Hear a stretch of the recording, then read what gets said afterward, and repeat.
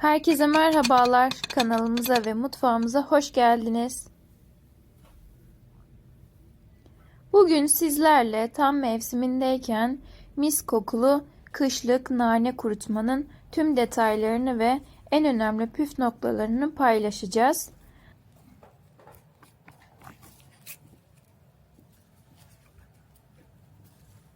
Annemle birlikte pazardan aldığımız taptaze nanelerin rengi hiç kararmadan yemyeşil ve ilk günkü aromasıyla nasıl kurutuyoruz adım adım anlatıyorum. Aysel Sultanım hazırlıyor, ben seslendiriyorum.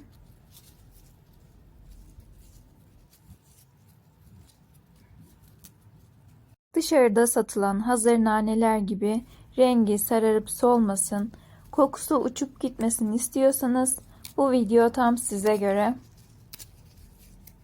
Videoya geçmeden önce kanalımıza abone olmayı, beğenmeyi, kaydetmeyi ve yorum yapmayı unutmayın. Hazırsanız nanenin pazardan kavanoza uzanan yolculuğuna başlıyoruz. İşe ilk olarak nanelerimizi seçerek başladık. Pazardan tam 2 bağ taze nane aldık. Nane kuruturken en önemli şey yaprakların canlı ve lekesiz olmasıdır. Annem ilk olarak naneleri güzelce ayıkladı. Yapraklardaki sararmış, çürümüş kısımları ve kalın sapları tek tek temizledi.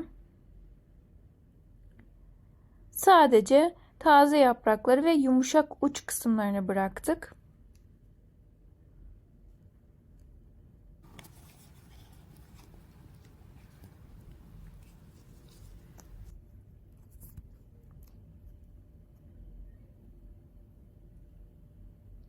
Ayıklama işlemi bittikten sonra en önemli kritik aşamalardan birine geliyoruz. Yıkama aşaması.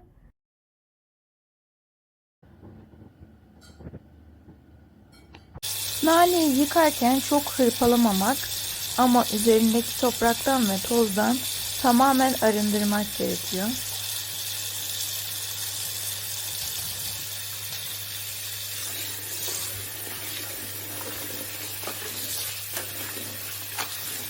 Bol soğuk suda nanelerimizi birkaç kez süzerek tertemiz olana kadar yıkadık.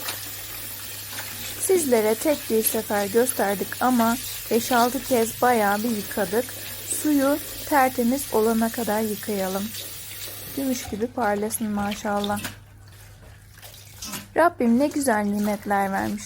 Bunları değerlendirmek lazım. Annemle bir güzel ayıkladık nanemizi. Ben de anneme yardım etmek için naneleri yıkadım.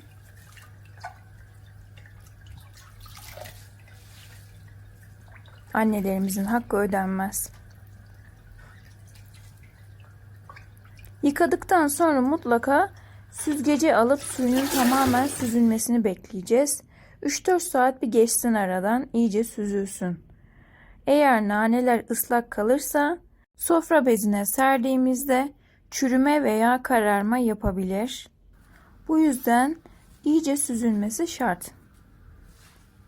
Suyu iyice süzülen nanelerimizi kurutma aşamasına geçiyoruz. Mutfak masamızın üzerine pamuklu, tertemiz bir masa örtüsü serdi Aysel Sultanım.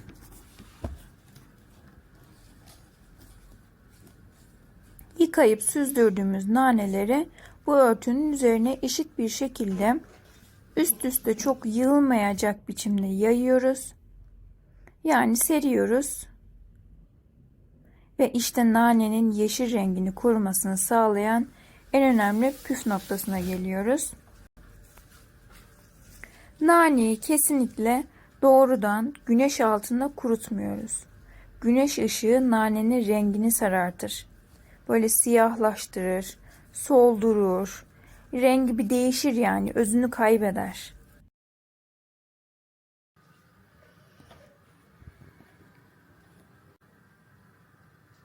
Ve en önemlisi de o güzel aromatik yağların uçup gitmesine neden olur.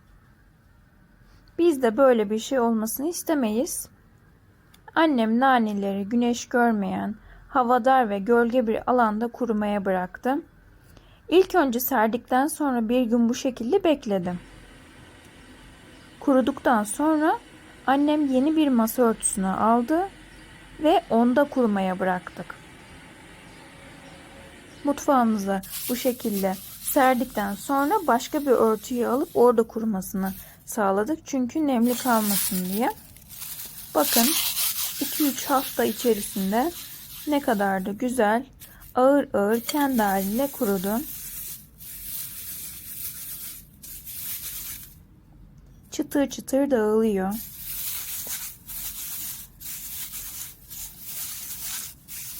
Annem kuruyan nane yapraklarını avucunun içinde hafifçe ovalayarak küçük taneli haline getirdi.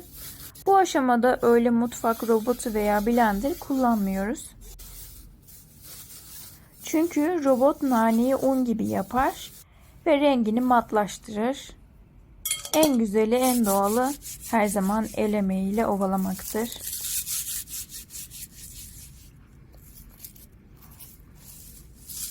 Ovaladıktan sonra aralarda kalan sert saplar veya iri parçalar yemeğin içinde ağza gelmesin, yemesi çok daha keyifli ve pürüzsüz olsun diye naneyi elekten geçiriyoruz. Eleğin üzerinde kalan kalın sapları ayırdık. Alta geçen o ipek gibi yemyeşil tozu elde etmiş olduk. Bakın ne kadar güzel.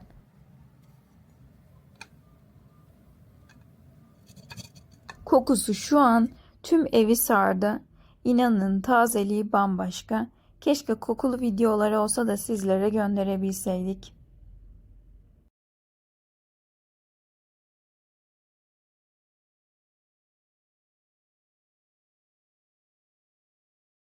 Sıra geldi ev yapımı kuru nanemizi nasıl saklamamız gerektiğine.